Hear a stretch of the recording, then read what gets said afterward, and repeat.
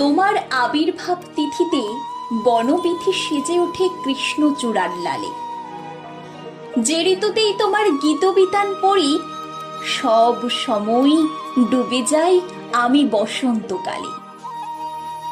তোমার বিদায় লগ্ন এলে আকাশ কেঁদে ভাসায় বিষাদ বর্ষণে।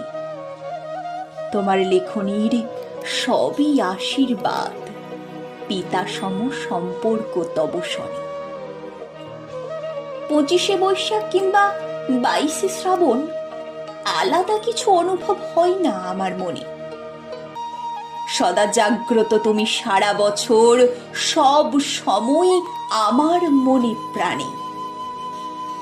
তোমার স্মরণ শুধু বছরে দুটি বিশেষ দিনে নয়, মানব জীবনে তোমার উজ্জ্বল উপস্থিতি সুখে দুঃখে প্রেমে বিরহে জন্মে মৃত্যুতে সব সময়।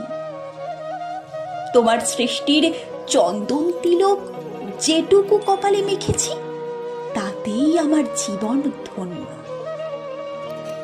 হিমালয় সমপ্রজ্ঞা, সমুদ্রের মতো গভীরতা, তুমি বিশ্ব কবি, বিশ্ব বরেণ্য। পরম প্রেরিত দেবতা তুমি, ধরাই এসেছ আলো দিতে। নিজের জীবন উজাড় করে সব দিয়েছ মানবের হিতে। তোমার লেখনীতে যারা তোমায় অনুভব না করে, তারা চলে যায় স্রোতের বিপরীতে।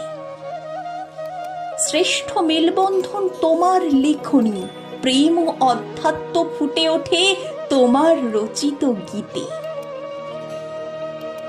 মানব জন্ম ধন্য আমার, আমার পড়াশোনা বাংলায়।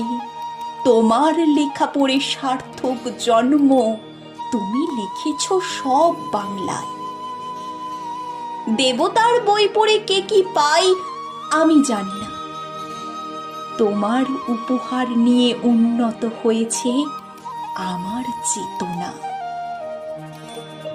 যে লোকেই থাকো গুরুদেব, সব সময় আছো আমার অন্তরে।